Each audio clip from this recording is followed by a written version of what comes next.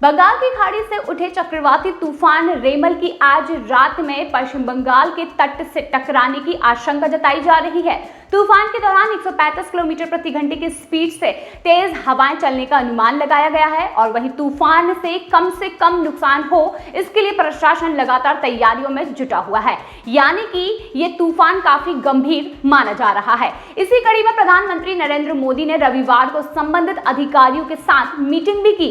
Meeting में उन्होंने राहत और बचाव कार्य के तैयारियों की समीक्षा की। रविवार को प्रधानमंत्री नरेंद्र मोदी ने आपदा प्रबंधन के शीर्ष अधिकारियों के साथ मीटिंग की और मीटिंग में उन्होंने तूफान की वर्तमान स्थिति और उसके भारत में होने वाले अनुमानित प्रभाव का जायजा लिया। प्रधानमंत्री नरेंद्र मोदी ने अधिकारियों को उचित दिशा निर्देश भी दिए हैं। उन्होंने तूफान से निपटने के लिए प्रशासनिक स्तर पर की गई तैयारियों की भी समीक्षा की है। वायरल हो रहे एक वीडियो में वो अधिकारियों से रूबरू होते नजर आए।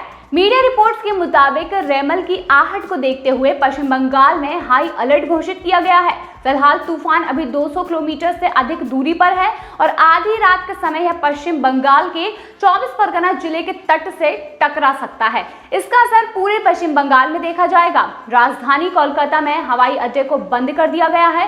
किसी भी आपात स्थिति से निपटने के लिए एनडीआरएफ की 14 टीमों को तैनात किया गया है। वहीं तटीय इलाकों के लोगों की सुरक्षा पर विशेष ध्यान दिया जा रहा है।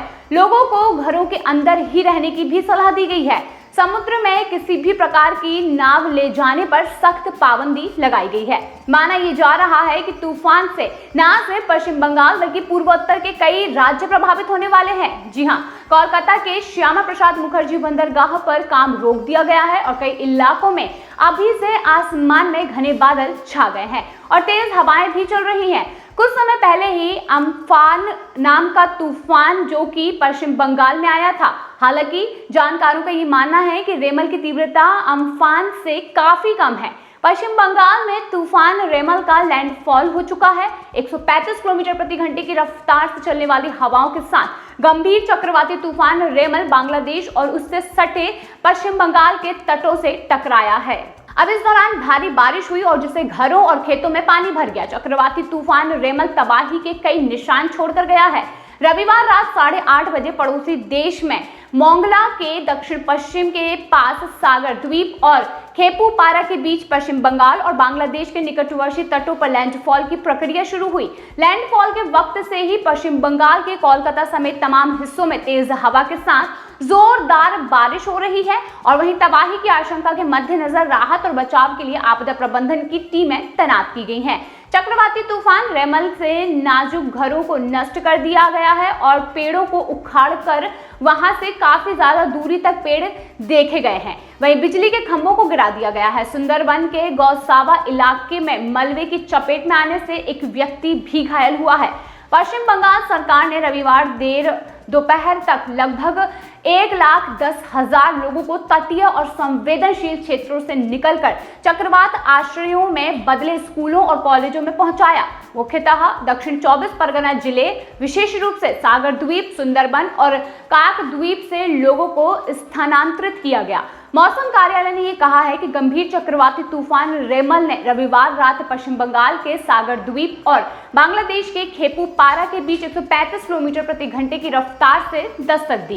इस दौरान तटीय रिजॉर्ट शहर दीघा में समुद्र की दीवार से टकराती हुई विशाल ज्वारीय लहरें देखने को मिली है। जैसे ही चक्रवात आया, विशाल समुद्र तट बारिश की मोटी चादरों से धुंधला हो गया और पानी का तेज बहाव मछली पकड़ने वाली नौकाओं को अंदर तक बहा ले गया और निचले इलाकों में मिट्टी और फूस के घरों और खेतों में पानी भर गया। कोलकाता के बिबीर बागान इलाके में भारी बारिश के कारण दीवार गिरने से एक व्यक्ति भी घायल हुआ। वहीं कोलकाता के पौष इलाके अलीपुर में बीती रात से ही जबरदस्त जल भराव का संकट देखने को मिला और इस दौरान एक बड़ा पेड़ भी ढह गया। बता दें कि उत्तर और दक्षिण 24 परगना और पूर्वी मिदनापुर जिले से आई रिपोर्टों में यह कहा गया है कि फूस के घरों की छतें उड़ गई, बिजली के खंभे टूट गए और कई इलाकों में पेड़ उखड़ गए। कोलकाता से सटे निचले इलाकों में सड़कें और घर जलमग्न हो गए। वहीं हवाई सेवा के साथ अन्य यातायात पर भी रेमल तूफान का असर देखने को मिला। पूर्वी और दक्षिण पूर्वी रेलवे में कुछ ट्रेनें रद्द कर दी गई और कोलकाता हवाई अड्डे से 21 घंटे के लिए उड़ान पर रोक लगा दी गई, जिससे कि 394 उड़ानें काफी ज्यादा प्रभावित हुई हैं। कोलकाता से श्यामा प्रसाद मुखर्जी बंदरगाह ने भी परिचालन निलंबित कर दिया है और भारतीय तट रक्षक ने यह सुनिश्चित किया है कि समुद्र में जान माल का कोई भी नुकसान ना हो। दूरदराज के ऑपरेटिंग स्टेशनों और जहाजों को सतर्क कर दिया गया है और यहाँ 9 आपदा राहत टीमें तैयार की गई हैं।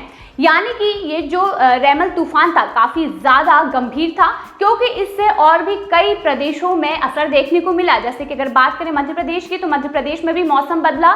सभी ने देखा कि रविवार शाम को मौसम ठंडा हो गया, बादल छा गए। ये सभी रेमल तूफान के ही असर थे जो कि देखने को मिले।